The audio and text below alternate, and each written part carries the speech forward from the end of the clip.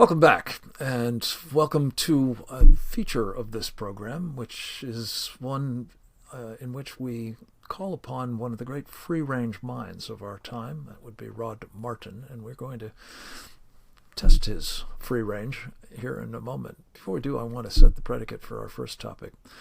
On the eve of his first election, Donald Trump warned about the threat posed by an ideology he described as, quote, radical Islamic terrorism, unquote, sharply criticizing those who ignored that reality and committing to counter it comprehensively. Today, President Trump is surrounded by official and unofficial advisors convinced that deals can be done with devoted adherents to that ideology.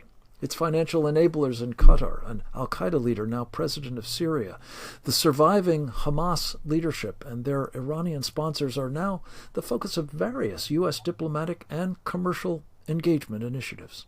Unfortunately, the radical Islamic ideology of Sharia requires its adherents to use temporary truces to deceive infidels as part of a strategy of destroying them. Mr. Trump urgently needs a second opinion, informed by those who know he was right 9 years ago, lest he encourage and enable the Sharia supremacists' jihadism. We're going to turn to Rod Martin. Rod is the former PayPal advisor to its founder, Peter Thiel. He has been a successful entrepreneur in subsequent years, including at the moment, but I think his real avocation turns out to be writing a first-class blog and otherwise contributing through podcasts and programs like this, his thoughts on the most important issues of the day.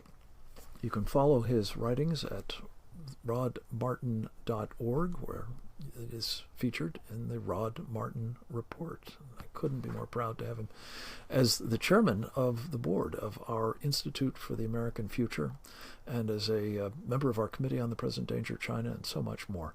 Rod, welcome back. It's so good to have you with us, sir. It's always good to be with you, Frank. You are a great American. Thank you, as are you. Let me start by asking you a bit about this idea of sort of thinking that folks who really do have an ideological commitment, and it's not just ideological, it's, theological, I guess, as well. They believe it's God's will that they engage in Sharia, but that we can actually do deals with them that would somehow turn them into people who can be partners in business or, national and international affairs. Well, there's no question that you can. There are just limits to it. I mean, we've been doing deals with the Saudis since, forever. But, particularly Ronald Reagan won the Cold War in no small part by cutting a deal with King Fahd to collapse the price of oil and crash the Soviet Union's supply of hard currency. They were then, as they are now, basically a gas station with a military, and we cut off their ability to sell gas at a profit.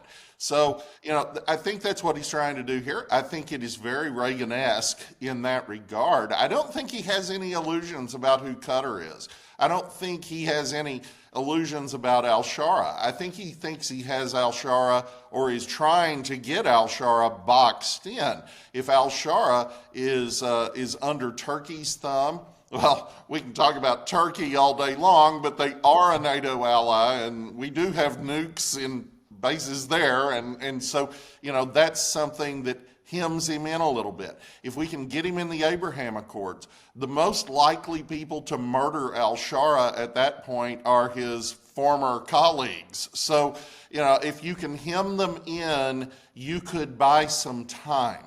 And I think Trump believes that people are pretty inconsistent when you get right down to it, that no matter what their ideological commitments, you can tempt them away from that to some degree. And we'll see if that strategy works. But again, it worked for Reagan with the Saudis, and I think we've got some hope here. It's an interesting proposition. I would argue that the Saudis were helping take down the Soviets. You're right. Played a critically important role in that. They were also helping the Muslim Brotherhood build out Of the threat course. in this country, among other places. And then there was that natty little problem of 9/11, in which they played a non-trivial role, I think, too. Well, to be So, fair, Al Qaeda wants to overthrow the government of Saudi Arabia more than it wants to overthrow ours. So, yes, they're Saudis, but I don't think they're exactly sponsored by MBS. And that's the thing. You can play on these people's divisions. They are not perfect. They are not godlike figures. They're just flesh and blood, and they have temptations and they have countervailing interests. And I think Donald Trump is playing those. We'll see how successfully. These are bad people. There's no question. What they believe is horrifying, and they are committed to our destruction. But yeah, we might be able to work with them. We managed to avoid war with the Soviet Union for 70 years. Maybe we can do this. maybe. It's a topic to which we will return. I would argue there's been a lot of water over the dam for all of these guys, and they are much more dangerous than they were before. But let's turn to a little bit of good news. We spoke earlier with our mutual friend and colleague Kevin Freeman, who sang your praises with respect to your assessment of the one big beautiful bill that has now been signed into law by President Trump. He's rather bullish, and I think he believes you are as well, about the potential of this bill to really help us grow out of the current problem we've got of these incredible deficits and the plunging value of the dollar. Your thoughts, sir? Well, I must preface that with a note, a hat tip, as it were, to my friend Dave Bratt at Liberty University, who completely disagrees with everything I'm about to say. But Art Laffer, Steve Moore, and Grover Norquist all agree with me. So I think I'm at least in the majority of that group. So, the truth is, you can only cut the spending, or let me rephrase that. You can only tackle the debt in one of two ways. You really only can. You can slash entitlements, or you can encourage economic growth. You can grow your way out of this, or you can do something that no one's really going to do. And we know they're not really going to do it. They've been, talking about doing it for 40 years, and they're never going to do that. We're not kicking grandma off Social Security and Medicare. So, that being the case, we have to be realistic about what we have to work with.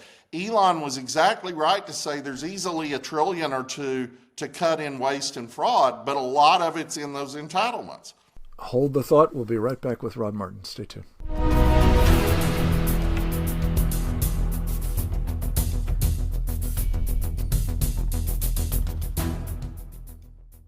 Welcome back. We're talking with Rod Martin, only I had to interrupt him as he was making an incredibly important point about the big, beautiful bill.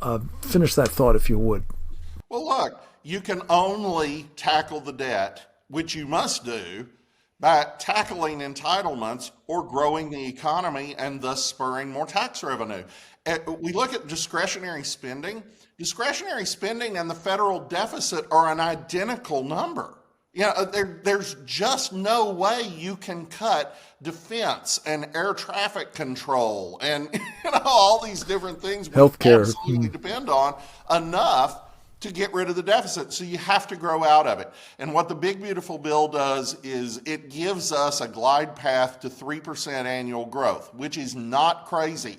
3.4% annual growth was the norm from the end of World War II all the way to Barack Obama. And he cut us all the way down to 1.8. The difference in those two numbers is doubling the economy in 54 years versus 24 years. So that's what Trump's trying to do with a host of things. And he's also tackling the deficit from the waste and fraud perspective. That's what DOGE is about. That is ongoing. Russ Vought at OMB is an amazing guy, and if anything, he knows better where to cut in the federal budget than even Elon does. And so, couldn't be in better hands. And now we do the rescission bills that you can't add to the big beautiful bill under CBO rules. We'll be watching that closely, as I know will you. Speaking of Elon, he has set his sights, now having left DOGE, on creating a new party, the American Party, as I understand it. Rod, what are your thoughts on a third party and its prospects under his financing? Well, I wrote a lengthy piece this morning at rodmartin.org that I encourage everybody to read because it tackles the specifics of this third party as opposed to just third parties generally, and I've had a lot to say about that. But the truth is, this is a really bad idea for Elon. What Elon brings to the table more than anything else is he's the world's richest man.